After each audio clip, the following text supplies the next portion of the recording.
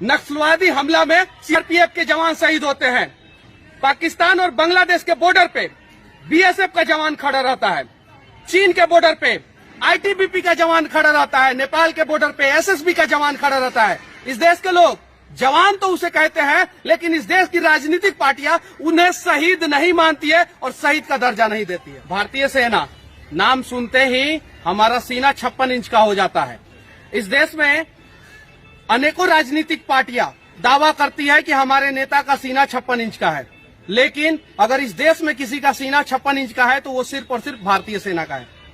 14 फरवरी इस देश में नहीं, पूरी दुनिया में वैलेंटाइन डे मनाया जाता है और अभी वैलेंटाइन वीक चालू है।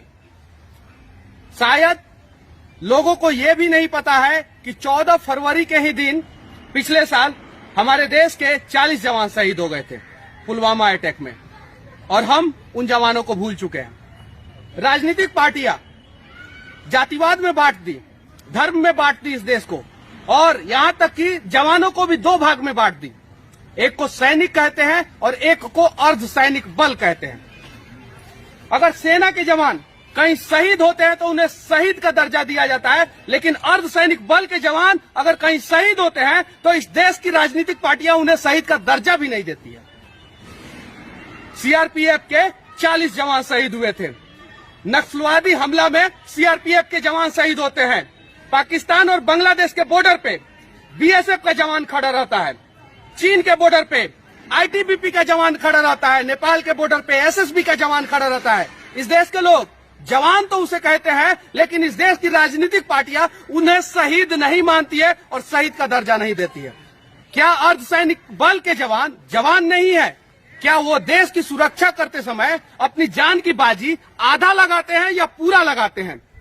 इस देश की राजनीतिक पार्टियां इस देश के जवानों को बलात्कारी कहती है, और कुछ राजनीतिक पार्टियां जब जवानों का नाम आता है तो जय हिंद वंदे मातरम कहती है। लेकिन जो जय हिंद वंदे मातरम और भारतीय सेना जिंदाबाद कहता है, वो भी पिछले 7 साल से इस देश पर राज कर रहा है और अर्धसैनिक बल के जवानों को शहीद का दर्जा नहीं दे रहा है। हमें पेंशन नहीं दिया जाता है क्योंकि हम अर्धसैनिक बल हैं। हमें फैसिलिटी नहीं दी जाती है। यहां तक कि इस देश के लोगों को यह भी नहीं पता है कि हम जो खाना खाते हैं उसका पैसा जो है हमारे सैलरी से काट लिया जाता है। हम जो ड्रेस पहनते हैं उसका भी पैसा हमारे सैलरी से काटा जाता है। क्यों? क्योंकि हम अर्धसैनिक बल हैं। और न्यूज चैनल पे बैठ के जो है, मुझे पता है 14 तारीख को बहुत से नेता पुलवामा अटैक को याद करेंगे ट्विटर पे, लेकिन अटैक के बाद उन नेताओं से मैं पूछना चाहता हूं कि कितने ऐसे नेता हम जवानों के घर पे जाके हमारे दुख और सुख को बांटने की कोशिश किए हैं। हमें पता है इस देश के लोग बहुत जल्द जो है हर चीज भूल जाते हैं। हम जब सड़कों पे निकलते हैं तो कोई हमें जय हिंद भी नहीं कहता है, कोई हमें याद भी नहीं करता है, लेकिन अगर हम शहीद हो जाते हैं तो हमारे शहादत में सोशल मीडिया पे आंसुओं का सैलाब ला देते हैं। सिर्फ एक दिन हमें क्यों याद करोगे यार? हम अपना जीवन जो है कुर्बान कर देते हैं इस देश की रक्षा के लिए, इस देश के लोगों की रक्षा के लिए, लेकिन हमें लोग अपनी खुशियों में नहीं शामिल करते हैं, अपने त्योहारों में नहीं शामिल करते हैं। सिर्फ और सिर्फ सोशल मीडिया पे जय हिंद वंदे मातरम और भारतीय सेना जिंदाबाद का नारा लगाते हैं।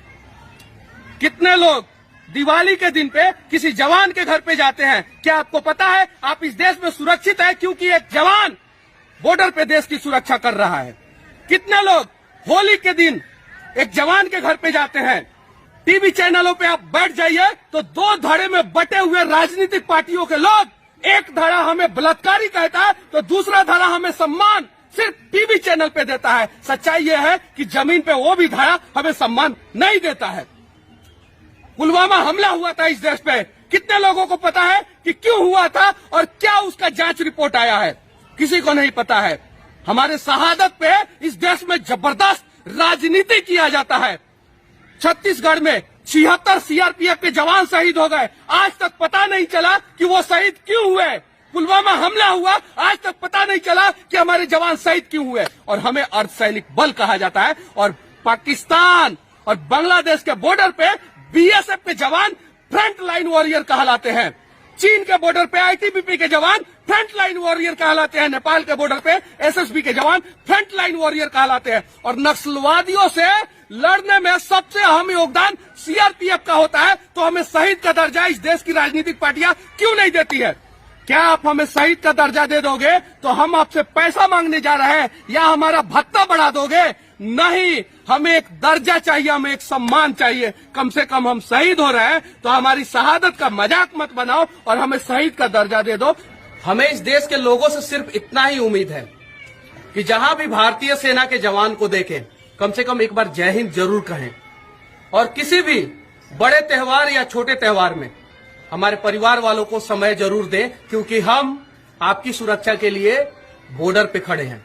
और इस देश के राजनीतिक पार्टी से सिर्फ और सिर्फ एक ही हम विनती करना चाहते हैं, हम कभी हड़ताल नहीं करते, हम अपना मांग मनवाने के लिए कोई आंदोलन नहीं करते। हमें सिर्फ और सिर्फ एक ही चीज चाहिए कि हमें शहीद का दर्जा दे। ये वीडियो सिर्फ और सिर्फ अर्धसैनिक बल के जवानों को सम्मान दिलाने के लिए मैं बना रहा हूं।